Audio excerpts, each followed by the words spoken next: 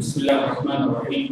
الحمد لله رب العالمين، الصلاة والسلام على أشرف الأنبياء والمرسلين وعلى آله وأصحابه أجمعين ومن تبعهم بإحسان إلى يوم الدين. أما بعد. محترم بھائیو اور دوستو، سب سے پہلے تو میں آپ کو اس مبارک مجلس میں عید الاضحیٰ کی چھٹیوں کے بعد ایک بار پھر ویلکم کہتا ہوں اور دعا کرتا ہوں کہ اللہ رب العزت آپ کا یہ آنا قبول فرمائے اور اس کو اللہ تعالیٰ ہم سب کے لیے ذریعہ نجات بنائے. اور آپ نے جو قربانیاں کی اور ذوالحج کے پہلے اشرا میں جو عبادات سے انجام دی، اللہ تعالیٰ آپ سب کی تمام قربانیاں اور عبادات قبول فرمائے. آج ہم سورۃ النساء کی آیت نمبر 11 سے شروع کرتے ہیں. ہم پچھلے 2 درسوں میں سورۃ النساء کی پہلی 10 آیات پڑھ چکے ہیں.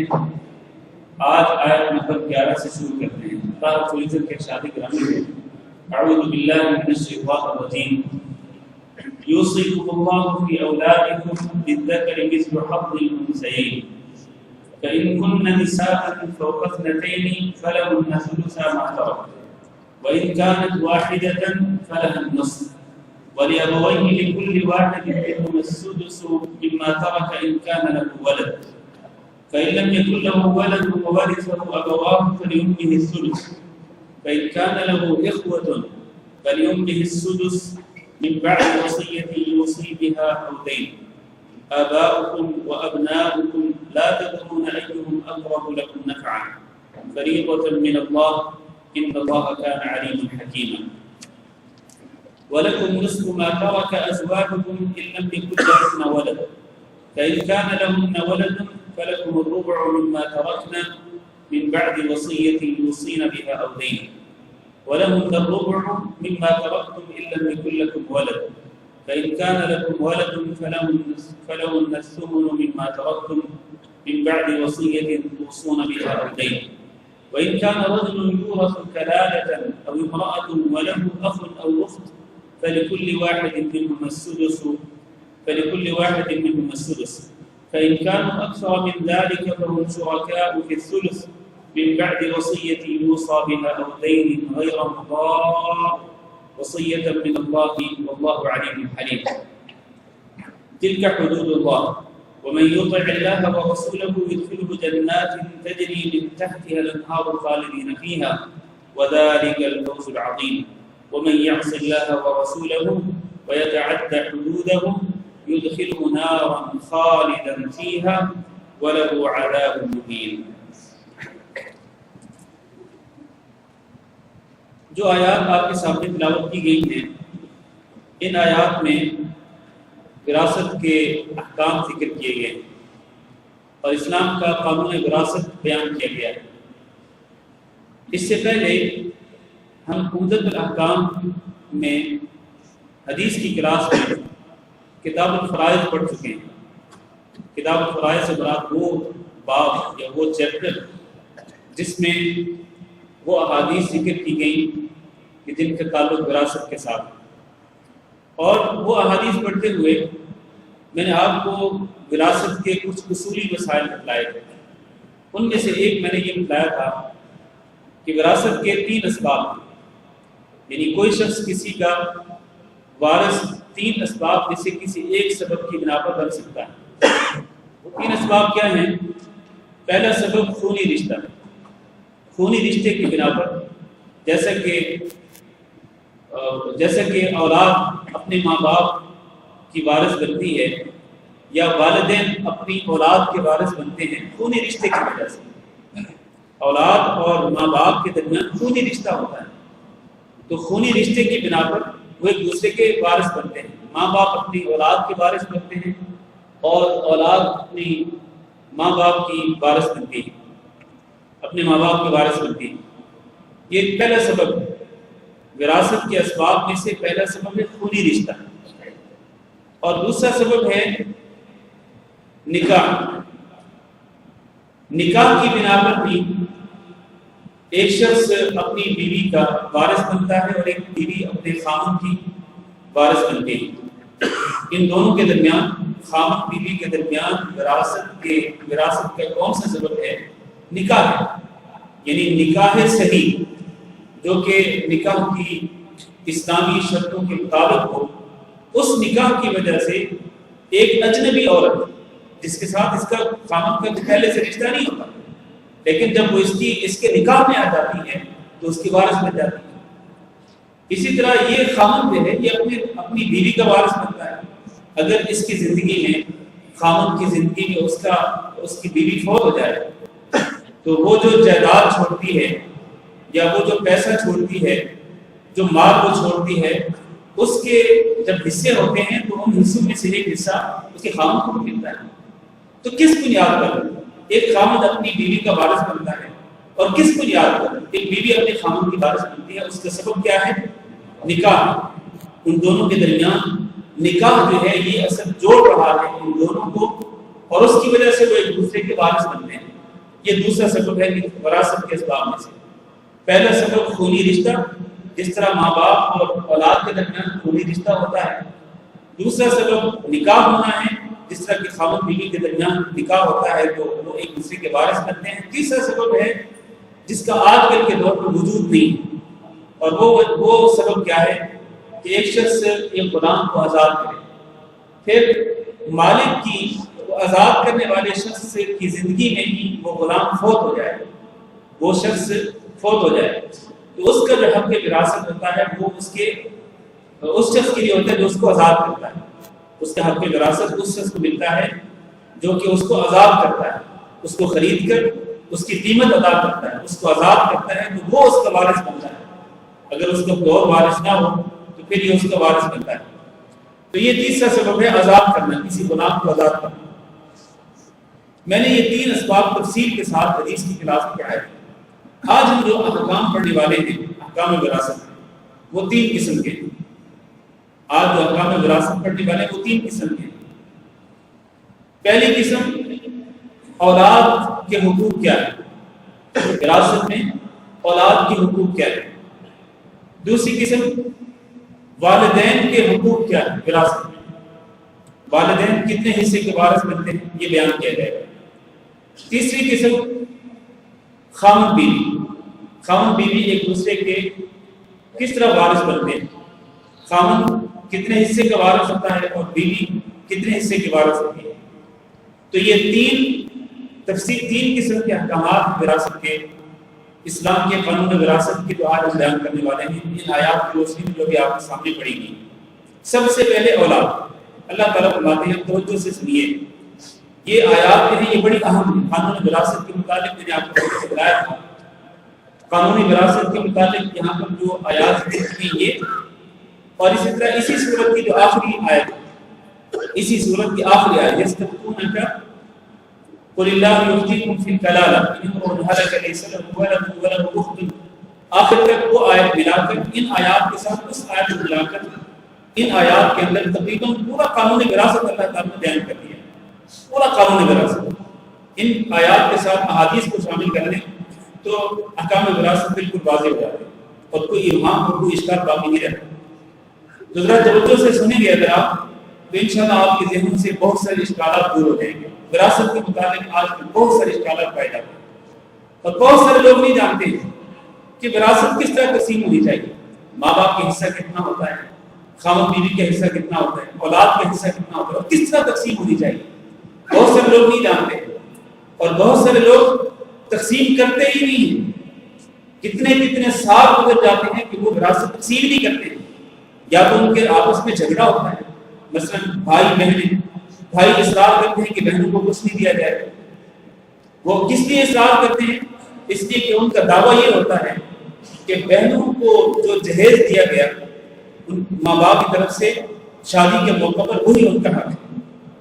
چنانچہ جہیز کو دلیل بناتے ہوئے بہنوں کو ان کے حق وراثت سے محروم کر دیا جاتا ہے، اور یہ بہت بڑا ظلم ہے، یہ بہت بڑا ظلم ہے۔ ہم نے پچھلے درس میں جو آیت پڑھی تھی اسی سورت کی آیت نمبر 7، اس پہ اللہ تعالیٰ فرماتے ہیں وَلِلنِّسَاءِ نَصِيبٌ مِّمَّا تَرَكَ الْوَالِدَانِ وَالْأَقْرَبُونَ مِّمَّا قَلَّ مِنْهُ أَوْ كَثُرَ، عورتوں کے لیے حصہ ہے اس چیز سے جس کو والدین چھوڑیں اور رشتہ دار چھوڑے، تو عورتوں کے لیے حصہ اللہ تعالیٰ نے مقرر کیا ہے۔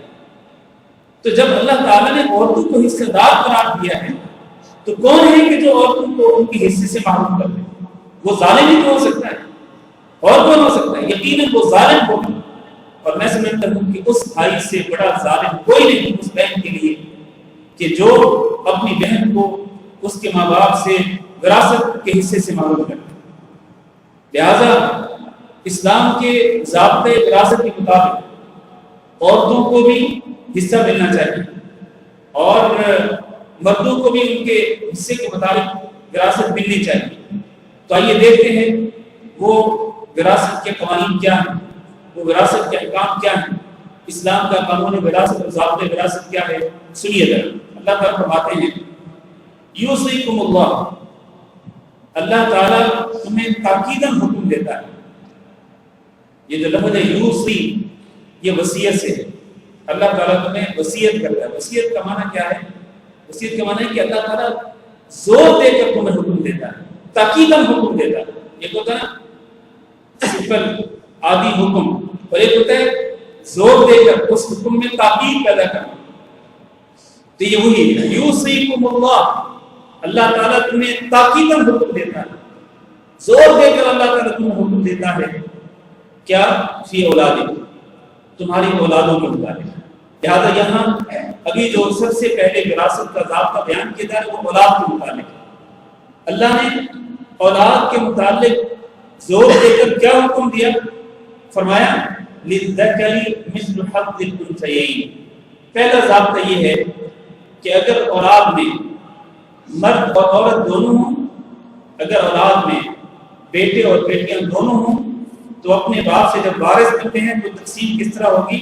فرمایا للذکر مثل حظ الانثیین، مرد کے لیے دو عورتوں کے برابر حصہ ہوگا، مرد کے لیے دو عورتوں کے برابر حصہ ہوگا، یعنی مرد کو ڈبل حصہ ملے گا اور عورت کو سنگل حصہ ملے گا۔ یا یوں کہیے کہ مرد کے مقابلے میں عورت کو آدھا حصہ ملے گا، مرد کے مقابلے میں عورت کو آدھا حصہ ملے گا۔ اس کی وجہ کیا ہے؟ میں نے پچھلے درس میں بھی اشارہ کیا کہ بعض لوگوں نے اسلام کے خلاف پروپیگنڈا کیا ہے۔ کیا پروپیگنڈا؟ انہوں نے یہ کہا ہے کہ اسلام نے عورت پہ ظلم کیا ہے اور اس کو وراثت میں آدھے حصے کا حقدار قرار دیا ہے، مرد کو پورے حصے کا حقدار قرار دیا اور عورت کو آدھے حصے کا حقدار قرار دیا۔ اس طرح اسلام نے عورت پہ ظلم کیا۔ اس کا جواب یہ ہے کہ ہرگز نہیں۔ سب سے پہلی بات یہ ہے کہ یہ قانون بنانے والا کون ہے؟ اللہ۔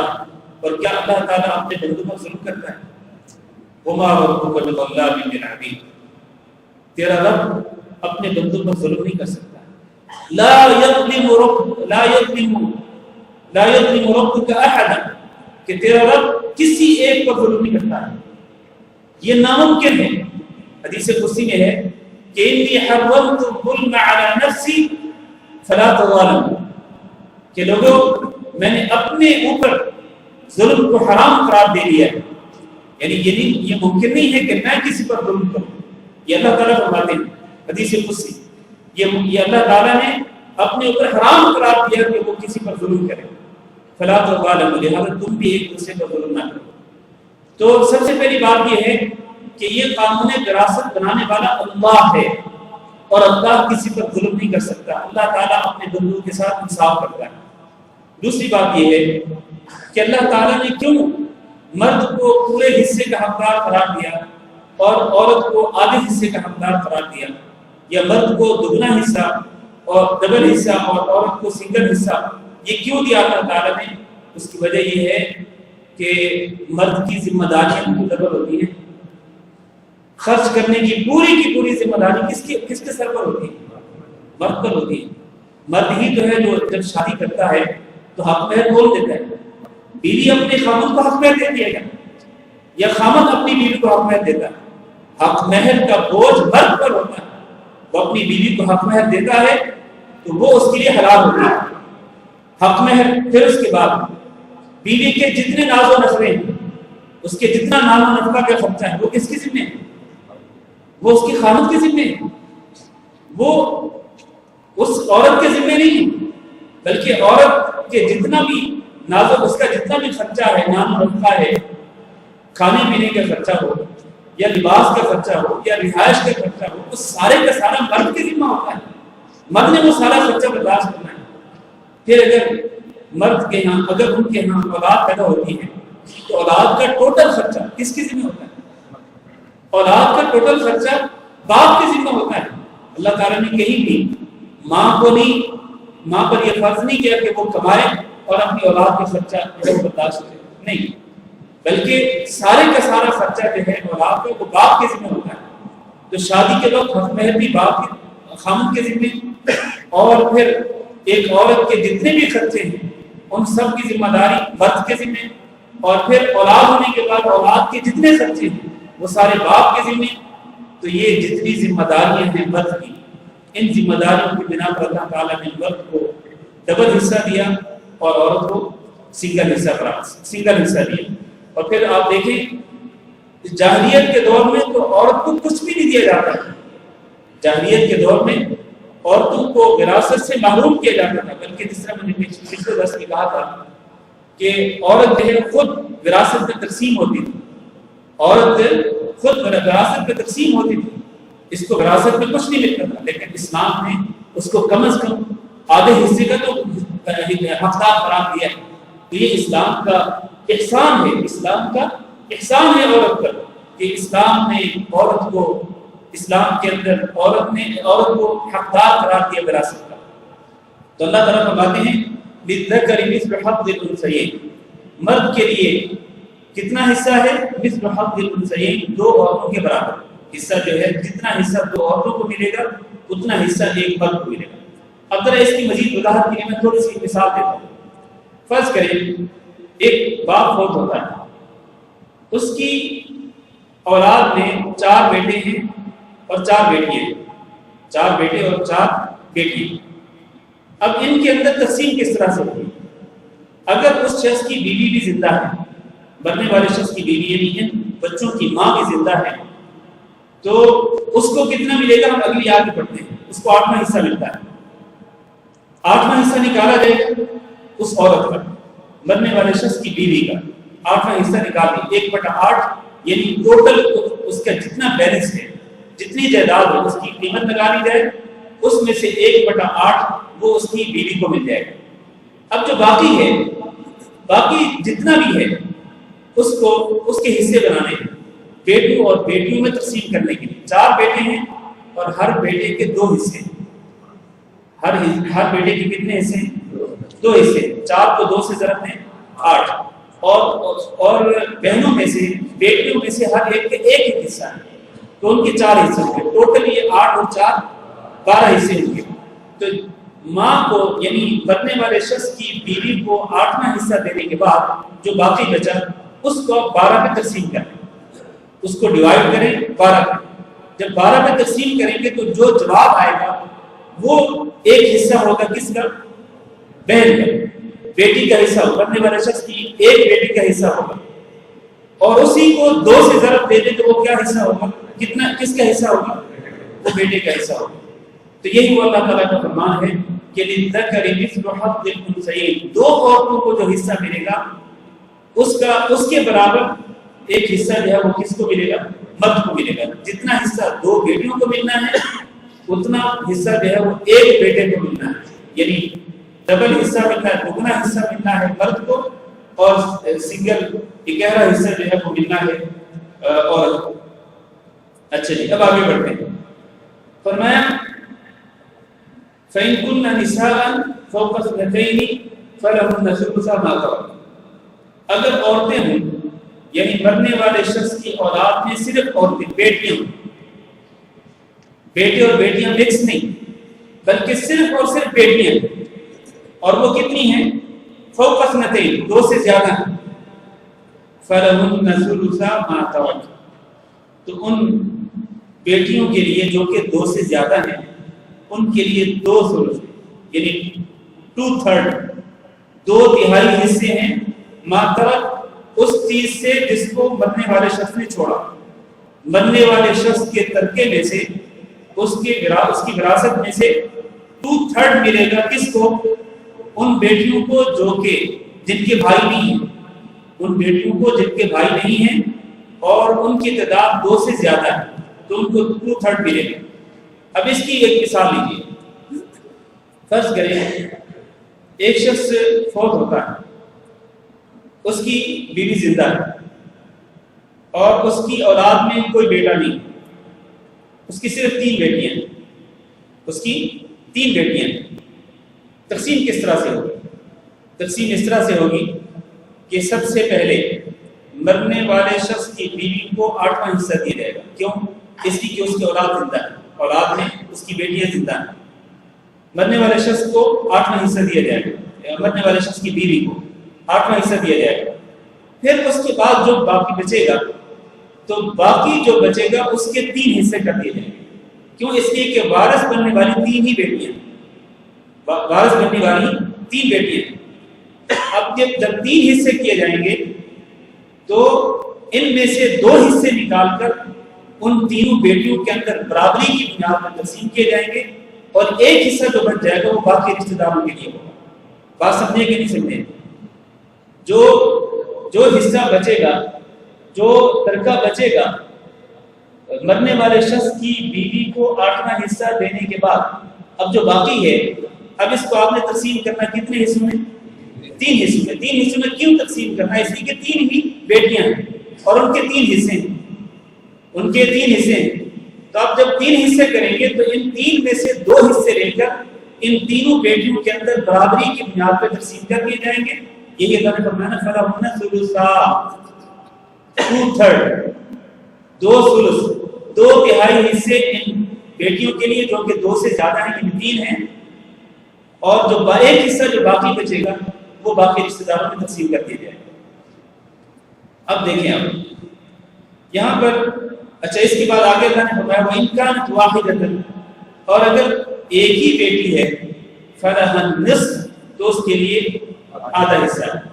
یعنی اگر مرنے والے شخص کی اولاد میں بیٹے نہیں ہیں، صرف ایک ہی بیٹی ہے، 2 سے زیادہ بیٹیوں کے متعلق بتلا دیا کہ ان کے لیے کتنا ہے؟ 2/3 ہے، اور اگر ایک ہی بیٹی ہو تو اس کے لیے کتنا ہے؟ آدھا حصہ ہے، اس کے لیے آدھا حصہ ہے۔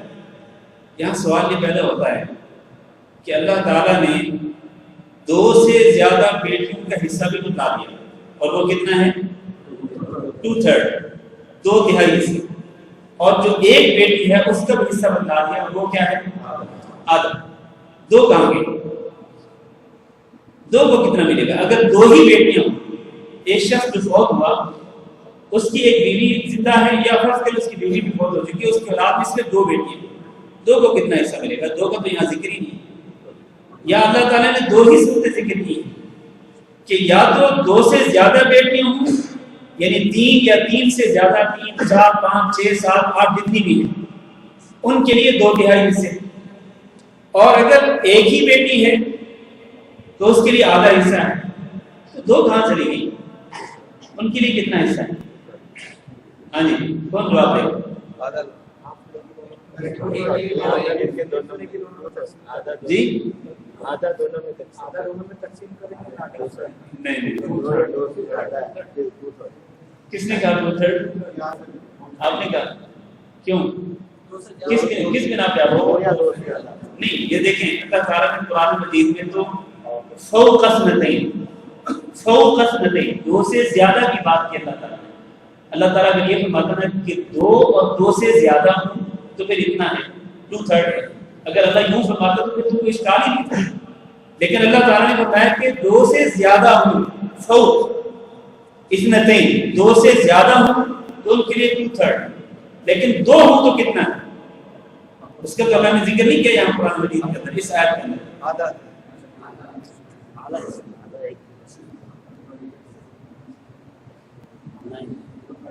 ایک ہی حصہ بھائی تو ہے ہی نہیں، بھائی تو ہے ہی نہیں۔ مرنے والے شخص کی اولاد میں صرف 2 بیٹیاں ہیں، بیٹا ہے ہی کوئی نہیں۔ اگر بیٹا ہوتا، بیٹے اور بیٹیاں دونوں ہوتے تو پھر تو مسئلہ ہی کوئی نہیں تھا، پھر تو وہ پہلا جو اصول ہے للذکر مثل حظ الانثیین کہ مرد کے لیے ڈبل حصہ اور عورت کے لیے سنگل حصہ۔ لیکن یہاں تو صورتحال مختلف ہے کہ بیٹے تو ہیں ہی نہیں، یعنی ان دو بیٹیوں کے بھائی نہیں ہیں.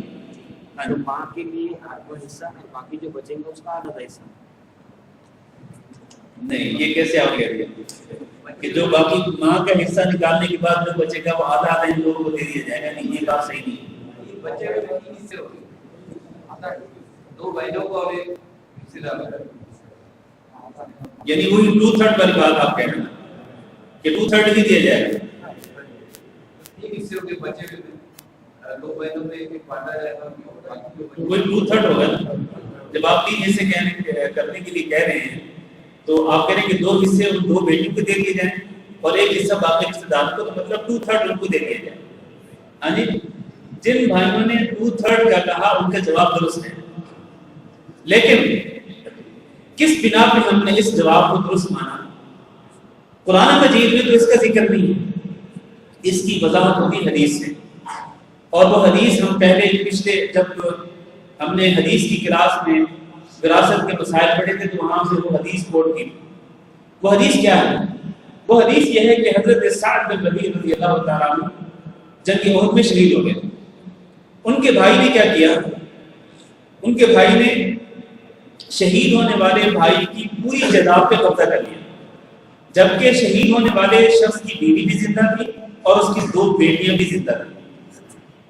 تو اس نے نہ اس کی بیوی کو کچھ دیا اور نہ اس کی دونوں بیٹیوں کو کچھ دیا، بلکہ سب کچھ اپنے قبضے میں کر لیا. چنانچہ ہوا یہ کہ سعد بن ربیع رضی اللہ تعالیٰ عنہ کی بیوی نبی صلی اللہ علیہ وسلم کے پاس چلی آئی، کہنے لگے اللہ کے رسول، میرے خامن سعد بن ربیع آپ کے ساتھ جنگی احد میں قتال کرتے ہوئے، لڑائی کرتے ہوئے شہید ہو گئے، اور جو کچھ انہوں نے چھوڑا اس پر اس کے بھائی نے قبضہ کر لیا ہے. یعنی سعد بن ربیع کے بھائی نے قبضہ کر لیا ہے اور نہ مجھے کچھ دیا اور نہ میری ان 2 بیٹیوں کو کچھ دیا. اپنی 2 بیٹیاں ساتھ لے کے آئی، ان 2 بیٹیوں کو کچھ نہیں دیا. یہ یتیم بیٹیاں ہیں، ان کو کچھ نہیں دیا، میں بیوہ ہوں، مجھے کچھ نہیں دیا. نبی صلی اللہ علیہ وسلم نے خاموشی اختیار فرمائی. اس کے بعد اللہ تعالیٰ نے آیات نازل فرمائی. تو نبی صلی اللہ علیہ وسلم نے اس کے بھائی کو بلایا، سعد بن ربیع کے بھائی کو بلایا اور کہا کہ دیکھو، سب سے پہلے تم 8واں حصہ نکالو اس بیوہ عورت کا اور 8واں حصہ اس کو دو.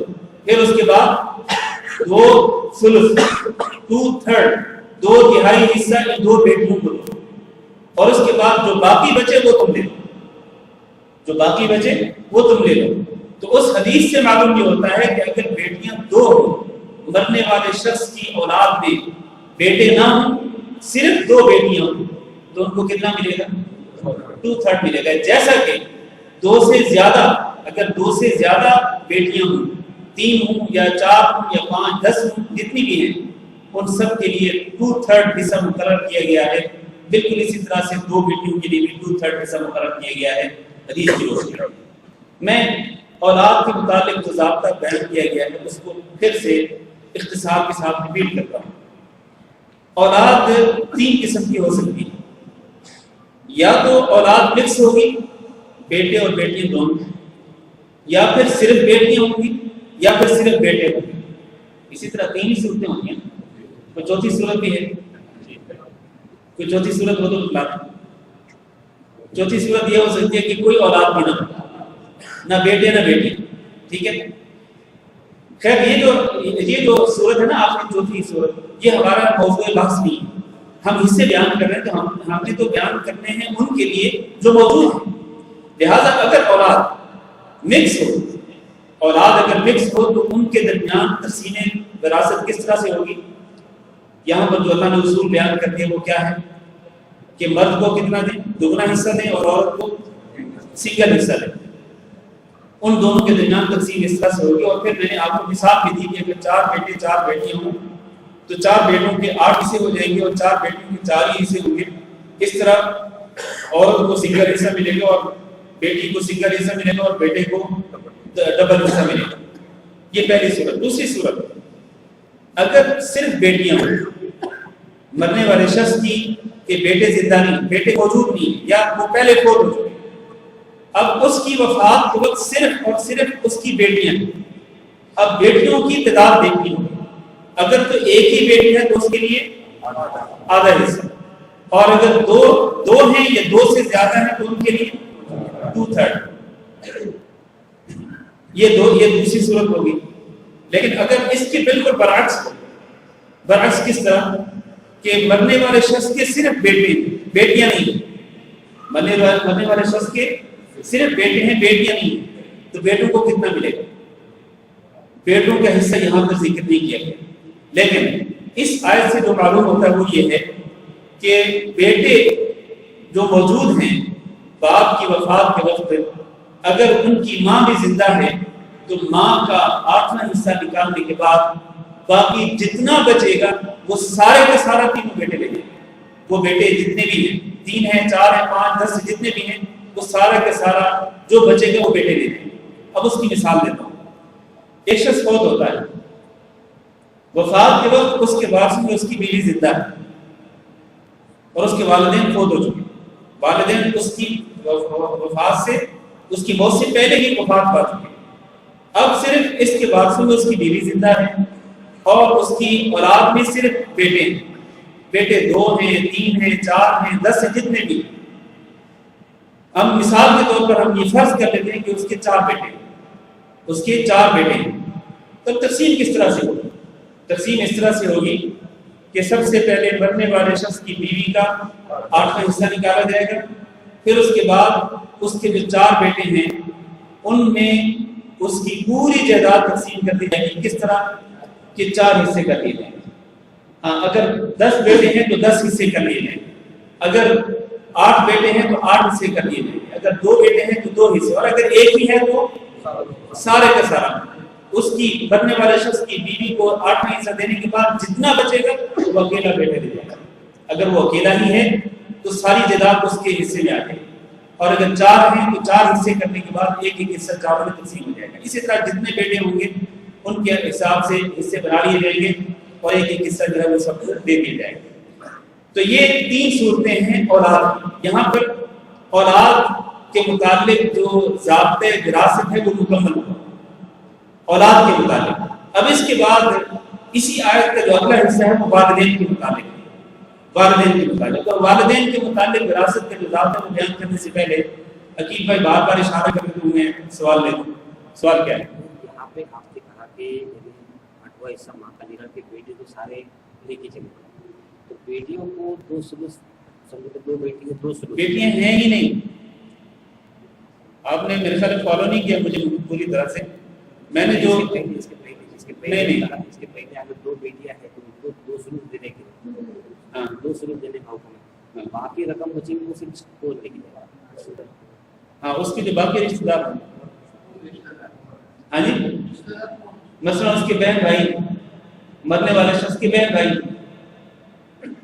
اگر دیکھیں، اگر فرض کریں مرنے والے شخص کی اولاد میں صرف 2 یا 3 بیٹیاں ہیں اور بیٹے نہیں، صرف بیٹیاں 2 یا 3، ان کو 2/3 دے دیا جائے گا. مرنے والے شخص کی بیوی کو 8واں حصہ دینے کے بعد ان بیٹیوں کو 2/3 یعنی 2/3 حصے، 3 حصے کر کے ان میں سے 2 حصے ان بیٹیوں کو دے دیے جائیں گے. اب جو ایک حصہ باقی ہے وہ کہاں جائے گا؟ وہ اس مرنے والے شخص کے جو قریب ترین رشتہ دار ہیں ان کو دے دیا جائے گا. ان میں فرض کریں اس کے بہن بھائی. اچھا، بہن بھائیوں میں پھر طریقہ تقسیم کیا ہے؟ اگر اس کے بھائی بھی ہیں اور اس کی بہنیں بھی ہیں تو کس طرح تقسیم ہوگا وہ حصہ؟ کہ جو باقی مال بچا ہوا ہے تو کس طرح تقسیم ہوگا؟ بالکل وہی اصول جو اولاد کے لیے، کہ مرد کے لیے ڈبل حصہ اور عورت کے لیے سنگل حصہ. اسی طرح بہن بھائی لوگوں میں تقسیم کر دیا جائے گا. ہاں جی، اب آگے بڑھیں. جی، اللہ تعالیٰ فرماتے ہیں ولی ابویہ. اب یہاں سے والدین کے حصوں کی تقسیم شروع ہو رہی ہے. اولاد کی تقسیم ختم ہوئی، اب والدین کے لیے ولی ابویہ، اور اس کے ماں باپ کے لیے. کس کے ماں باپ کے لیے؟ مرنے والے شخص کے ماں باپ کے لیے. لکل واحد منہما، ان دونوں میں سے ہر ایک کے لیے السدس، 6واں حصہ ہے. 1/6 چھٹا حصہ ہے ماں باپ کے لیے. مما ترک، اس چیز سے جو اس نے چھوڑا، یعنی جو ترکہ مرنے والے شخص نے چھوڑا ہے اس سے ماں باپ میں سے ہر ایک کو 6واں حصہ ملے گا. ان کان لہ ولد، اگر مرنے والے شخص کی اولاد زندہ ہو تو، اگر اس کی اولاد موجود ہے اور اولاد کے ساتھ ساتھ اس کے ماں باپ بھی زندہ ہیں، تو ماں باپ کو کتنا حصہ ملے گا؟ چھٹا حصہ ملے گا. یعنی فرض کریں ایک شخص فوت ہوتا ہے، فوت ہوتے وقت اس کے وارثوں میں اس کی بیوی زندہ ہے اور اس کی اولاد موجود ہے اور اس کے ماں باپ بھی زندہ ہیں، ماں باپ بھی زندہ ہیں. اب تقسیم کس طرح سے ہوگی؟ تقسیم اس طرح سے ہوگی کہ ماں باپ کو کتنا حصہ ملے گا؟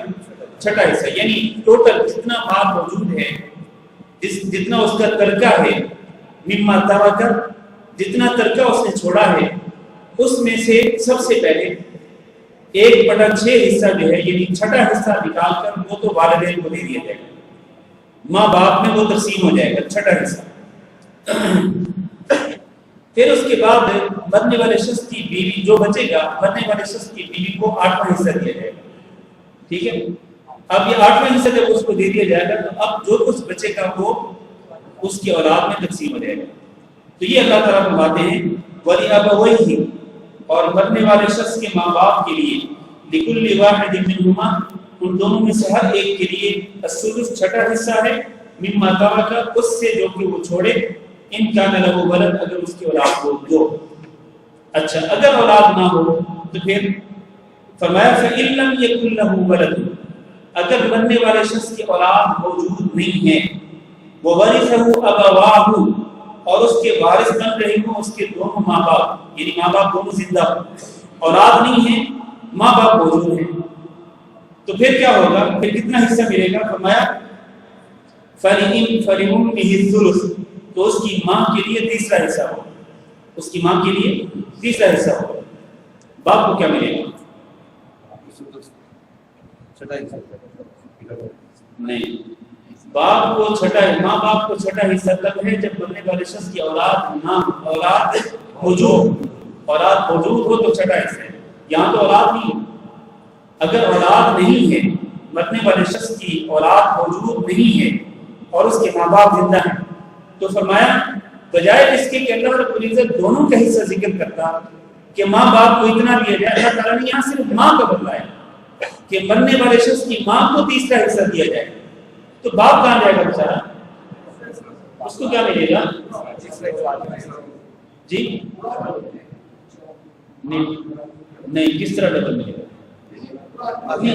ایک منٹ، اپنی عقل مت بڑھائیں، عقل مت بڑھائیں. یہ اسلام کا ضابطۂ وراثت ہے، قانون وراثت ہے. اس سلسلے میں برائے مہربانی اپنی عقل کے مطابق نہ فیصلہ کریں، بلکہ اسلام کا جو قانون وراثت ہے اس کے مطابق بتائیں. تو اللہ تعالیٰ نے وہ شخص جو کہ فوت ہوا، اس کی اولاد نہیں ہے، لم یکن لہ ولد، اس کی اولاد نہیں ہے، لیکن ووارثہ ابواہ، اس کے والدین اس کے وارث بن گئے، یعنی ماں باپ دونوں موجود ہیں.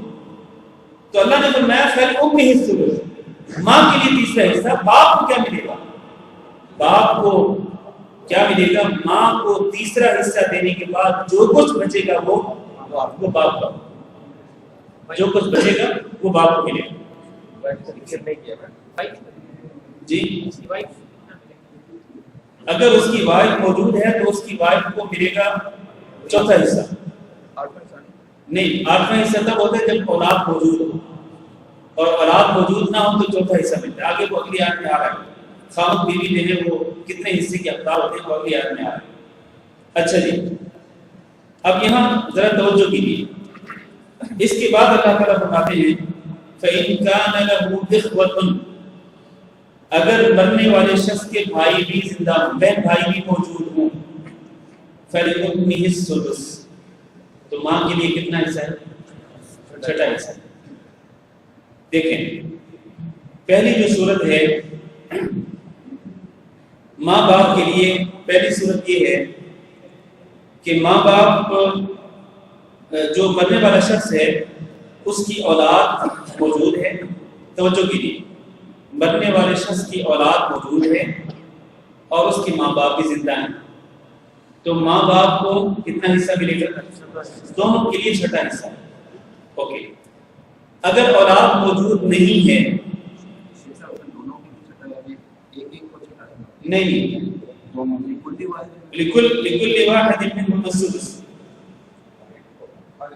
ہر ایک کے لیے، ہاں جی بالکل صحیح کہا، ہر ایک کے لیے چھٹا حصہ ہے، ہر ایک کے لیے چھٹا حصہ، یعنی چھٹا حصہ جتنا ہوگا، فرض کریں چھٹا حصہ جو ہے وہ 100 دینار ہوگا، فرض کریں 100 دینار ماں کو ملے گا تو 100 دینار باپ کو ملے گا، ہاں جی اچھا جی فَإِن كَانَ لَهُ إِخْوَةٌ فَإِن لَّمْ يَكُن لَّهُ وَلَدٌ، اگر اولاد نہیں، مرنے والے شخص کی اولاد موجود نہیں ہے اور اس کے ماں باپ اس کے وارث بن رہے ہیں تو ماں کو تیسرا حصہ ملے گا اور باپ کو جو کچھ بچے گا وہ باپ کو ملے گا۔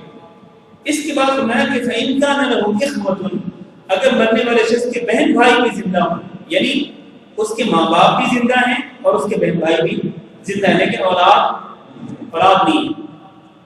نہیں ہے لیکن ماں باپ بھی زندہ ہیں اور بہن بھائی بھی زندہ ہیں، تو اب اس صورت میں جب بہن بھائی موجود ہیں، پہلی صورت میں بہن بھائی نہیں تھے تو ماں کے لیے تیسرا حصہ تھا اور باپ کے لیے بقیہ جو بھی باقی بچا۔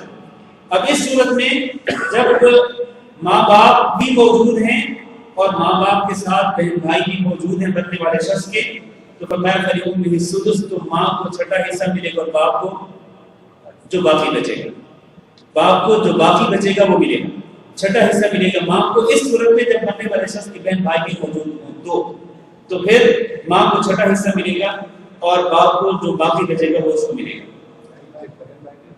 بہن بھائی کو کچھ نہیں ملے گا، بہن بھائی کیونکہ باپ موجود ہے تو باپ کی وجہ سے بہن بھائی کو کچھ بھی نہیں ملے گا، بہن بھائی جو ہیں وہ محروم ہوں گے وراثت سے، کیوں؟ اس لیے کہ باپ زندہ ہے، باپ کی موجودگی کی وجہ سے بہن بھائیوں کو کچھ نہیں ملے گا۔ اچھا جی یہاں پر والدین کی وراثت کے احکام مکمل ہوئے۔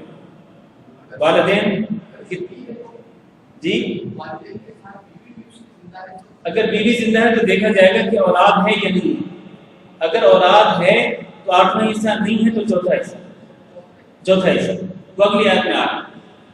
اچھا جی یہاں تو والدین کے حصے اللہ تعالیٰ نے مکمل کر دیے، چھٹا حصہ اور اسی طرح تیسرا حصہ اور باپ کے لیے بقیہ، اور ماں کے لیے چھٹا حصہ اور باپ کے لیے بقیہ۔ اس کے بعد فرمایا من بعد وصیۃ یوصی بہا او دین، وصیت کے بعد یا قرض ادا کرنے کے بعد۔ یہاں یہ مسئلہ بڑا اہم ہے۔ مسئلہ یہ ہے کہ جب ایک شخص فوت ہوتا ہے تو وراثت اس کی جائیداد میں اور اس کے ترکے میں، اس کی وراثت میں 4 قسم کے حقوق کو پورا کرنا ضروری ہوتا ہے۔ میری بات توجہ سے سن رہے ہیں، جو شخص فوت ہوتا ہے، فوت ہونے والے شخص کی وراثت میں، اس کے ترکے میں 4 قسم کے حقوق کو پورا کرنا ضروری ہوتا ہے، اسی کے مال سے، مرنے والے شخص کی جائیداد سے اور اسی کے بیلنس سے، اسی کے مال سے۔ پہلا تجہیز و تکفین، یعنی اس کو نہلانا، اس کو کفن پہنانا اور پھر اس کو دفنانا۔ اس پر جتنے خرچے ہوں گے وہ میت کی جائیداد سے ہوں گے، میت کے اپنے مال جو وہ مال چھوڑ رہا ہے اس میں سے ہوں گے۔ فرض کریں اگر جس طرح کہ یورپ میں قبر کے لیے بھی زمین خریدنی پڑتی ہے، فرض کریں کہ قبر کے لیے زمین خریدنی پڑے، جتنی بھی وہ زمین ہے قبر کے لیے مطلوب ہے، اگر وہ خریدنا پڑتی ہے تو اس کی قیمت کون ادا کرے؟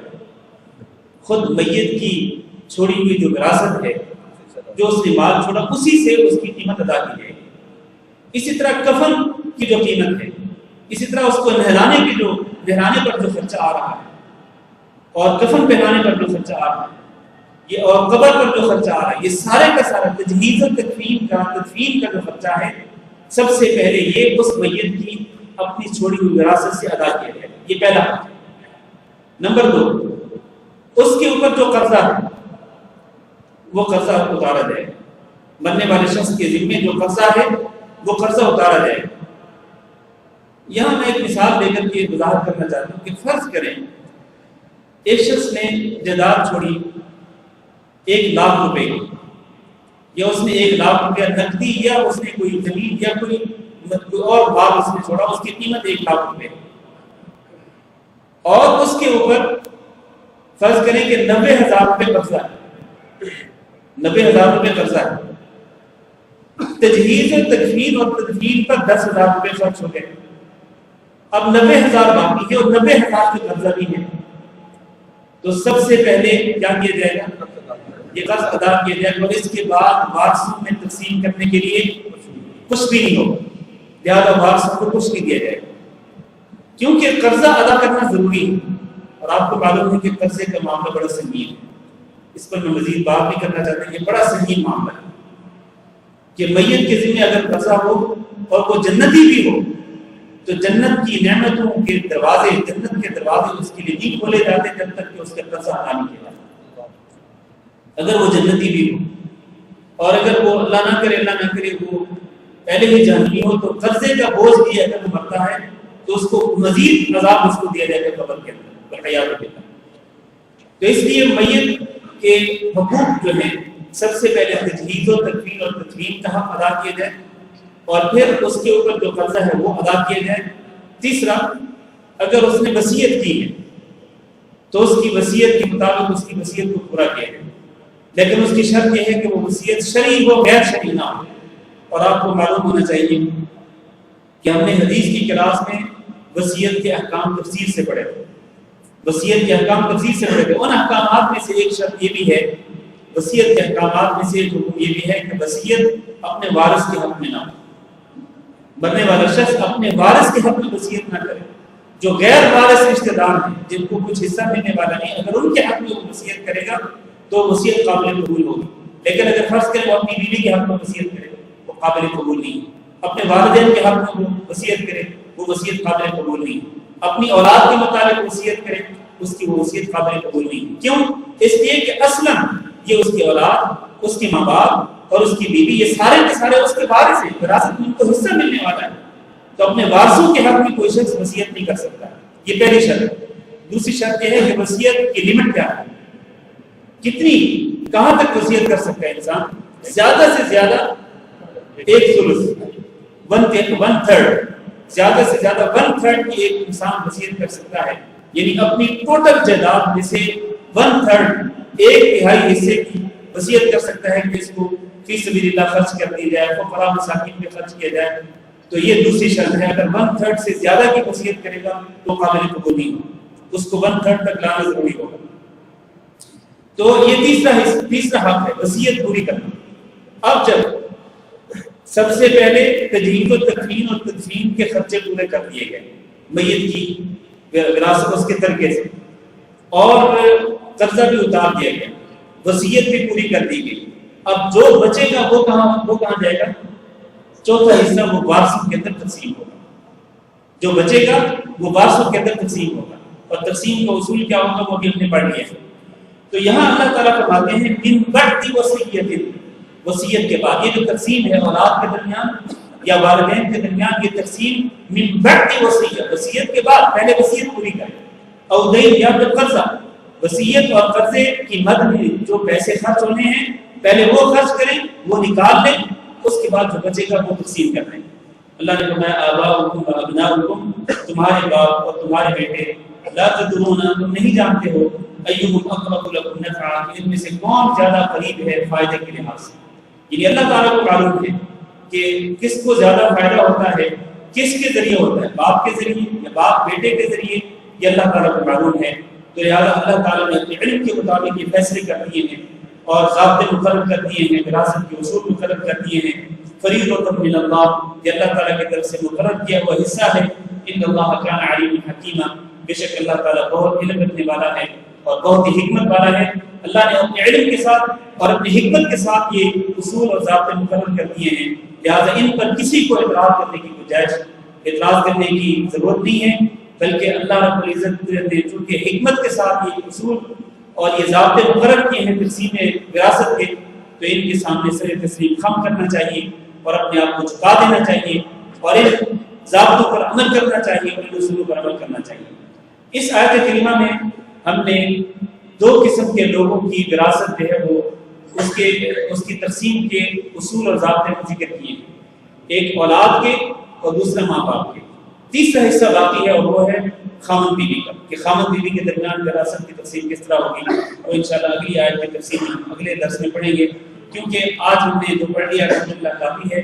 میں نہیں چاہتا کہ مزید مسائل ذکر کر کے میں آپ کے ذہن کو الجھا دوں، کیونکہ سبق اتنا ہی پڑھنا چاہیے جتنا یاد ہو سکے، آسانی سے جتنا یاد ہو سکے، اور میں انشاءاللہ آئندہ درس میں آپ سے مجھے امتحان لینا ہے، جو کچھ آج پڑھا ہے اس کے میں نے امتحان لینا ہے انشاءاللہ، تو آپ تیاری کر کے جزاکم اللہ خیر۔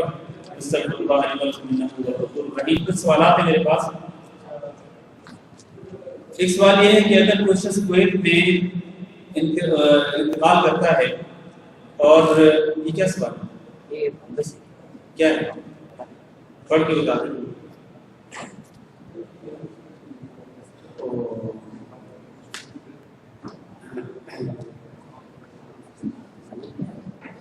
یہ اس کو ذرا نا واضح کر کے لکھ کے دے دیں، یہ وراثت کے متعلق یہ سوال ہے۔ اچھا جی، ایک بھائی نے لکھا ہے کہ اگر کوئی شخص کویت میں مرتا ہے اور اس کی بیوی اپنی عدت، تو اس کی بیوی اپنی عدت کہاں گزارے گی؟ کیونکہ وہ کماتی تو نہیں ہے، اس کا خرچہ وغیرہ تو کوئی نہیں کر سکتا، تو اس نے کیا کرنا ہے؟ یہ جو آج ہم نے حدیث کی کلاس میں حدیثیں پڑھی تھی عدت کے متعلق، تو عدت کے احکامات ذکر کرتے ہوئے بتلایا تھا کہ جس عورت کا خاوند فوت ہو جائے تو اس کے لیے ضروری ہے کہ وہ عدت اپنے خاوند کے گھر میں گزارے، جو گھر خاوند کا ہے جہاں اس کا خاوند فوت ہوا اسی گھر کے اندر عدت گزارنا ضروری ہے۔ تو یہ بھائی نے جو سوال کیا کہ اگر ایک شخص کویت میں فوت ہوتا ہے اور وہ اپنی فیملی کے ساتھ رہتا ہے، تو ظاہر ہے کہ جب وہ شخص فوت ہو گیا تو اب اس کے بعد آمدنی کا کوئی ذریعہ باقی نہیں رہا، تو اب اس کی بیوی جو ہے اگر وہ اسی کرائے کے گھر میں رہتی ہے جس میں وہ پہلے سے رہ رہی تھی اپنے خاوند کے ساتھ، تو اب اس گھر کا کرایہ کون ادا کرے گا اور اس کے جو باقی جو خرچے ہیں وہ کون پورے کرے گا؟ تو کیا وہ اپنے اس گھر کو چھوڑ کر وہاں انڈیا میں یا پاکستان میں جہاں کی بھی ہے وہ اپنے والدین کے گھر میں چلے جائے تو وہاں کو عدت گزار سکتے ہیں کہ نہیں؟ یہ سوال کیا بھائی، تو اس کا جواب یہ ہے کہ نہیں، جس گھر میں اس کے خاوند کی وفات ہوئی اسی گھر کے اندر اس کو عدت گزارنا ضروری ہے۔ باقی یہ مسئلہ رہا کہ ابھی بھی آپ نے سوال کیا لیکن جواب نہیں سن رہا، آپ کے سوال کا جواب دے رہا ہوں، سن لینا۔ تو وہ جو اس عورت کے رینٹ کا جو مسئلہ ہے، گھر کا جو رینٹ ہے اس کا مسئلہ، اور اسی طرح باقی جو خرچے ہیں وہ خرچے کہاں سے پورے ہوں گے؟ تو اس کا جواب یہ ہے کہ اس مرنے والے شخص نے آخر کچھ وراثت چھوڑی ہے نا کہ نہیں چھوڑی، تو جو اس نے ترکہ چھوڑا ہے اسی میں سے یہ خرچے ہوں گے، اسی میں سے یہ خرچے ہوں گے کہ جہاں پر اس کی بیوی عدت گزار رہی ہے تو اس گھر کا رینٹ بھی اسی میں سے ادا کیا جائے گا، اور اسی طرح باقی جو خرچے ہیں جب تک اس کی عدت پوری نہیں ہوتی وہ باقی خرچے بھی اس کی چھوڑی ہوئی جو وراثت ہے اسی میں سے ادا کیے جائیں۔ تو اس لیے یہ جائز نہیں ہے کہ وہ عورت اپنے اس گھر کو چھوڑ کر وہ اپنے ماں باپ کے گھر میں چلی جائے اور وہاں پر جا کے عدت گزارے، یہ جائز نہیں۔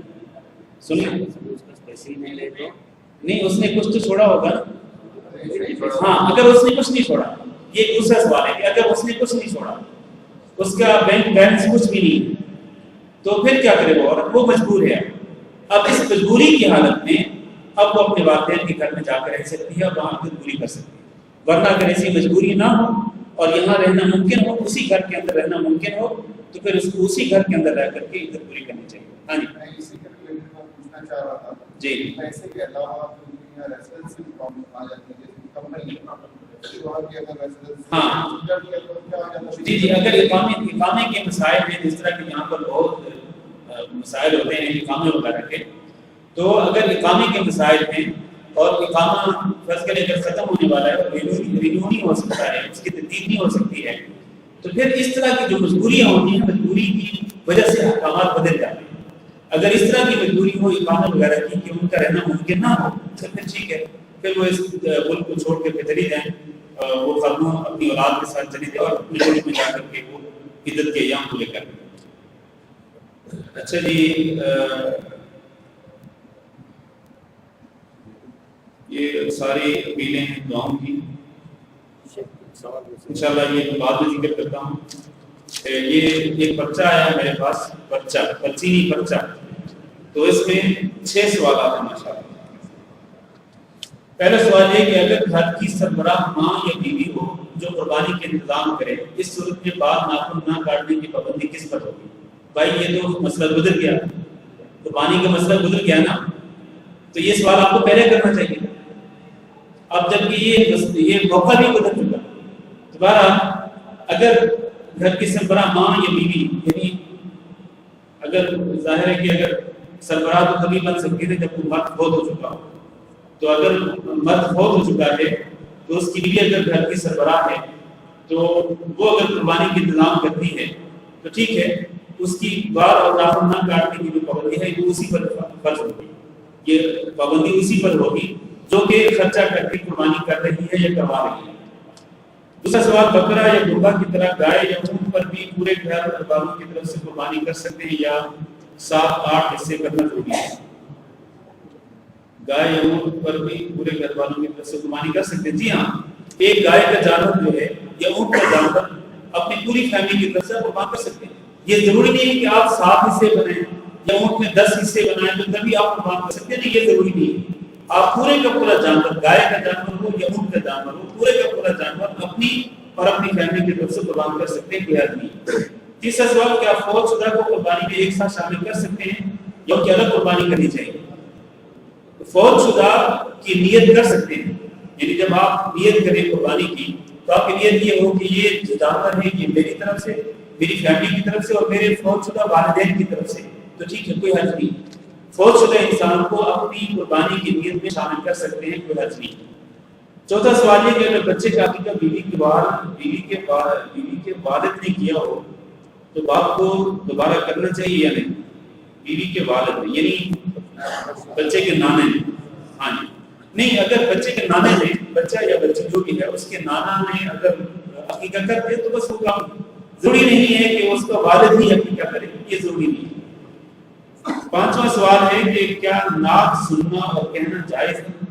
قرآن اور حدیث کی روشنی میں بتا کریں۔ نعت کہتے ہیں نبی صلی اللہ علیہ وسلم کی تعریف میں اشعار کہنا، نبی صلی اللہ علیہ وسلم کی تعریف میں اشعار پڑھنا۔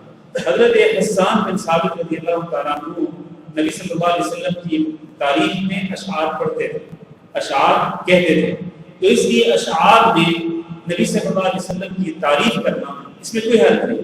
لیکن ایک جو آج کل جو رجحان بنا ہوا ہے کہ جناب لوگوں نے اس کو پیشہ بنا لیا، لوگوں نے اس کو پیشہ بنا لیا، اور بلکہ میں تو فیس بک پہ دیکھ رہا تھا، کسی نے لکھا ہے کہ آج کل جو پاکستان میں جو بغیے ہیں نا، بغیے لوگ ان کو نعت خواہ کہتے ہیں لیکن میں ان کو بغیہ کہتا ہوں، کیونکہ بالکل گانے کی طرز پر وہ نعت پڑھتے ہیں اور پھر ایک نعت پر وہ ہزاروں روپے کا معاوضہ وصول کرتے ہیں، ایک نعت پر ہزاروں روپے کا معاوضہ۔ وہ ایک قادری کر کے ہے، وہ پتہ نہیں اس کا نام کیا ہے، بہرحال جو بھی ہے اس کا نام ہی نہیں لینا چاہیے، مسجد میں بیٹھ کر اس کا نام ہی لینا چاہیے۔ تو وہ جو ہے وہ 25,000 روپے ایک نعت کے دیتا ہے، ایک نعت میں پڑھنے کے 25,000 روپے کا، اسی طرح باقی لوگ، تو یہ تو پیشہ بن چکا ہے۔ نعتیں پڑھ کر پیسہ کمانا یہ کون سی عبادت ہے، کون سا دین ہے؟ اس طرح درست نہیں ہے۔ تو یہ پیشہ بنانا ہرگز جائز نہیں، اور پھر یہ ایک رجحان بن گیا ہے آج کل کہ قرآن مجید غلافوں کے اندر لپیٹ کے رکھ دیا گیا، اس کو اٹھا کر پڑھنے کی اور قرآن مجید کی تلاوت سننے کی اجازت نہیں گوارا کرنی، لیکن نعتیں ضرور سننی۔ کیا قرآن مجید افضل ہے کہ نعتیں افضل ہے؟ آپ کیا کہتے ہیں؟ قرآن مجید اللہ تعالیٰ کا کلام ہے، اس کو پڑھنے اور سننے کی بڑی برکت ہے، اس کی بڑی برکات ہوتی ہے، تو اس کو پڑھیں، اس کو سنیں۔ لیکن یہ کیا بات ہوئی کہ آپ قرآن مجید کو لپیٹ کے رکھتے ہیں، اس کی جگہ پہ نعتیں ہی سنیں؟ بلکہ آج کل لوگ ہیں وہ صبح سویرے وہ سب سے پہلے نعتیں ہی سنتے ہیں، اور قوالی بھی کاغذ کھانے کے قوالی کے اندر شرک ہوتا ہے، حتیٰ کہ نعتوں کے اندر بھی آج تک نعتیں پڑھی جاتی ہیں، ان نعتوں کے اندر اللہ تعالیٰ معاف کرے۔ اب مجھے جملے یاد نہیں، میں نے کچھ جملے یاد کر رکھے تھے لیکن بھول گیا ہوں، ان جملوں کے اندر نبی صلی اللہ علیہ وسلم کے وہ اختیارات ذکر کیے جاتے ہیں جو صرف اور صرف اللہ تعالیٰ کے پاس ہے۔ تو یہ غلو کرنا جو یہ ممنوع ہے، اللہ کے رسول صلی اللہ علیہ وسلم نے غلو کرنے سے منع کیا ہے، تو غلو کرتے ہوئے اشعار پڑھنا یہ یقیناً جائز نہیں، خاص طور پر پیشہ بنانا یہ تو حرام۔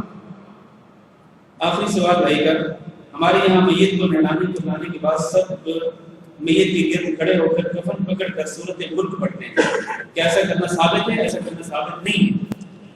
مرے ہوئے شخص پر سورت ملک تو کیا آپ پورا قرآن مجید پڑھ جائے میت کو کیا فائدہ ہوگا؟ میت کو کچھ بھی فائدہ ہونے والا نہیں. میت کو اگر فائدہ ہوگا تو اس کے اپنے عقیدے اور اس کے اپنے عمل سے ہوگا. آپ پورا قرآن مجید پڑھ لیں اس کو دفنانے سے پہلے، یا آپ سورت ملک پڑھیں گے، سورت یاسین پڑھیں گے، کوئی بھی سورت پڑھیں، مرنے والے شخص کو کوئی فائدہ ہونے والا نہیں ہے اور نہ ہی اس کا کوئی ثبوت ہے اس عمل کا. لہٰذا اس طرح کا کوئی عمل نہیں کرنا چاہیے. جی ایک یہ بھائی نے لکھا ہے، ایک شخص بہت ہو گیا ہے، اس کو کوئی اولاد نہیں ہے، اس کے ایک بھائی ہے اور اس کی کوئی اولاد نہیں ہے. اس شخص کی بہنیں ہیں، اس میں سے ایک بہن بھی فوت ہو گئی جس کو اولاد ہے. اب یہ دیکھیں نا، فوت ہو گئی، زندہ ہے، اس کی اولاد ہے، اور یہ لوگ چاہتے ہیں کہ مرنے والے کی تمام جائیداد اپنے بھائیوں کو دینا چاہتے ہیں. مرنے والے شخص کی گھر والے، کیا یہ جائز ہے؟ دیکھیں یہ اس طرح کے جو سوالات ہوتے ہیں نا، یہ اس طرح کی پرچیوں میں حل نہیں ہوتے. جس بھائی کا یہ سوال ہو وہ میرے ساتھ بیٹھے اور میرے ساتھ بیٹھ کر کے وہ مجھے پورا تفصیل سے بتائے کہ کون کون لوگ ہیں جو مرنے والے شخص کی موت کے وقت زندہ تھے، کون اس کے حقدار ہیں اس کی وراثت کے، تو میں پھر تفصیل سے بتا سکتا ہوں. یہ اس طرح جو مختصر جو سوالات لکھے جاتے ہیں خصوصاً وراثت کے متعلق، تو ان کے جوابات میں پرچی کے ذریعے نہیں دے سکتا. میں اس لیے کہہ رہا ہوں کہ ابھی کچھ عرصہ پہلے، بلکہ یہ 2-3 دن پہلے کی بات ہے، واٹس ایپ پہ مجھے کسی نے سوال، انڈیا سے کسی نے سوال بھیجا، وہ بھی اسی قسم کا تھا وراثت کے متعلق. تو میں نے اس سے وضاحت کے لیے سوال کیا. تو میں نے سوال یہ کیا کہ مرنے والے شخص کے والدین بھی زندہ تھے اس کے وفات کے وقت یا نہیں تھے؟ تو اس نے پھر جواب دیا کہ ہاں زندہ تھے. جبکہ اس نے جو پہلا سوال لکھ کے بھیجا اس میں یہ ذکر نہیں کیا. پہلے سوال میں اس نے ذکر نہیں کیا کہ مرنے والے شخص کے والدین بھی زندہ تھے اس کی موت کے وقت. لیکن جب میں نے پوچھا تو اس نے بتایا. اچھا پھر میں نے پوچھا کہ اس کی بہن بھائی میری مزید وارثوں کے مطابق میں نے سوال کیا تو اس نے میرے سوال کرنے پر بتایا کہ ہم فلاں شخص کی موجود ہے. تو میں نے کہا اللہ کے بندے، آپ کو سب سے پہلے جب آپ فتویٰ لینا چاہتے ہیں تو آپ کو سوال پوری ڈیٹیل کے ساتھ بتانا چاہیے تاکہ مفتی پوری ڈیٹیل پڑھ کر سن کر پھر آپ کو جواب دیں. تو یہ طریقہ درست نہیں ہے کہ آپ تھوڑا سا اپنے مطلب کا سوال ذکر کریں اور باقی چیزیں اس کے مطابق ذکر نہ کریں، تو پھر سوال کا جواب غلط بھی ہو سکتا ہے اور اگر جواب غلط ہوگا تو اس کا خمیازہ آپ کو بھگتنا پڑے گا. شوہر کا انتقال ہوا اور اس کی بیوی ماں ہے اور ایک لڑکا اور ایک لڑکی، تقسیم وراثت کے لیے یہ جو سوال ہے یہ وہ ہے. اچھا، شوہر کا انتقال ہوا، اس کی بیوی ہے، ماں ہے اور ایک لڑکا اور ایک لڑکی، ٹھیک ہے. تو چونکہ اولاد موجود ہے، لڑکا لڑکی اولاد موجود ہے، تو بیوی کو 8واں حصہ ملے گا. بیوی کو 8واں حصہ ملے گا اور اس کی ماں کو کتنا حصہ ملے گا؟ 6واں حصہ. کیونکہ اولاد موجود ہے تو اس کی ماں کو 6واں حصہ ملے گا. بیوی کو 8واں حصہ دینے کے بعد اور اس کی ماں کو 6واں حصہ دینے کے بعد جو بچے گا وہ اس کے کتنے حصے ہوں گے؟ اس کے 3 حصے ہوں گے، کیونکہ لڑکے کے 2 حصے اور لڑکی کا 1 حصہ. تو 3 حصے کر کے 2 حصے ایک لڑکے کو دے دیے جائیں اور 1 حصہ اس کی بہن کو دے دیا جائے. تو اس طرح سے تقسیم ہوگا. اب دیکھیں یہ سوال بالکل واضح ہے جس کا میں نے جواب دیا. واضح سوال ہو تو اس کا جواب دیا جا سکتا ہے، لیکن سوالات اگر واضح نہ ہو تو پھر اس کے جواب دینا مشکل ہوتا ہے. شیخ صاحب، جیسے بیوی بھی زندہ ہے اور مرنے والے کی بھی زندہ ہے اور ماں باپ بھی زندہ ہے، تو اس میں پہلے بیوی کا حصہ نکال کے الگ کیا جائے، پھر ماں باپ کا نکالا جائے، یا پہلے ماں باپ کا نکال کے الگ کیا جائے اور بچے میں سے بیوی کا نکال کے الگ کیا جائے؟ یہ سوال بہت اہم ہے لیکن اس کا جواب آج نہیں. کیوں؟ اس لیے کہ ابھی ہم نے وراثت کا پورا ضابطہ پڑھا نہیں. ابھی ہم نے تقریباً آدھا حصہ پڑھا ہے. اگلی ایک آیت ہے ہم نے ابھی پڑھنی ہے، اس میں بھی وراثت کے کچھ ضابطے اور کچھ اصول ذکر کیے جائیں. تو انشاءاللہ جب یہ پورا پڑھ لیں گے تو اس کی وضاحت کریں گے. یہ سوال بہت اہم ہے کہ جب حصے مثلا والدین بھی زندہ ہیں اور بیوی بھی زندہ ہے تو کس طرح تقسیم کس طرح سے ہوگی؟ پہلے 8واں حصہ بیوی کا نکالا جائے گا یا پہلے 6واں حصہ والدین کا نکالا جائے گا؟ اس کی تقسیم کا طریقہ کار انشاءاللہ بعد میں آپ کو ذکر کریں گے انشاءاللہ. ٹھیک ہے جی؟ ہاں جی. ایک شخص کی اولاد میں سے لڑکے ہیں، بیوی نہیں ہے اور ایک بہن ہے شادی، اس کا کیسا حصہ؟ پھر بتلائیں. ایک شخص کا बीवी नहीं और औलाद में सिर्फ लड़के हैं। उसकी बीवी नहीं है, क्या मतलब नहीं है? पहले से बहुत हो चुका। ओके, लड़के और बहन की जो उसकी शादी जमानों पहले हो चुकी। उसकी औलाद में लड़के और लड़कियां दोनों हैं, सिर्फ लड़के हैं, ठीक, और एक बहन भी है, ठीक। तो ये जो शख्स है अच्छा उसके वालिदैन हैं कि नहीं? कोई नहीं है, लड़के हैं और बहन। ठीक है, वारसों में सिर्फ लड़के हैं और एक बहन है, ठीक है। लड़कों की वजह से बहन को कुछ भी नहीं मिलेगा। जितना हिस्सा बाकी है, जितनी विरासत है, इस मरने वाले शख्स की जितनी भी विरासत है वो इन बेटों के अंदर तकसीम हो जाएगी। बेटे कितने हैं? 4 बेटे हैं। तो टोटल उसके 4 हिस्से कर दिए जाएं और चारों भाई को साथ बराबरी की बुनियाद पर आपस में तकसीम करें। मरने वाले शख्स की जो बहन है उसको कुछ नहीं मिलेगा, इसकी औलाद के जिंदा है, औलाद की वजह से बहन भाई को कुछ नहीं मिलेगा। हाँ जी, ठीक है जी, जज़ाकुमुल्लाह खैर।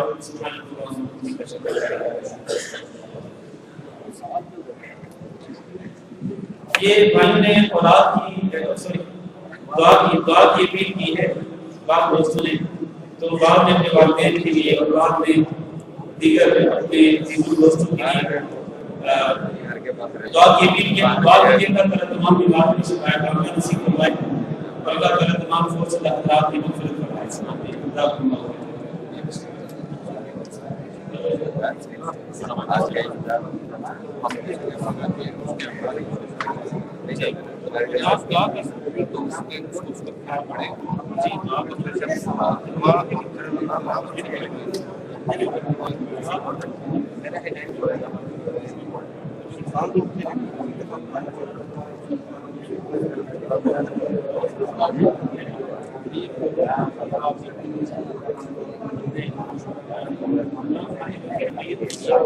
इसका सवाब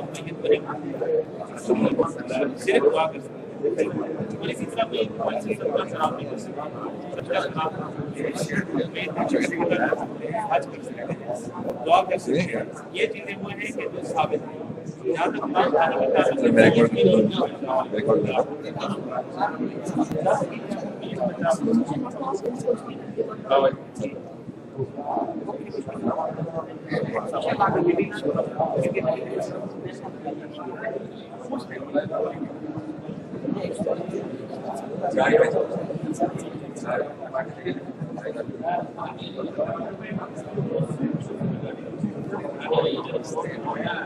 ये इसके लिए रखिए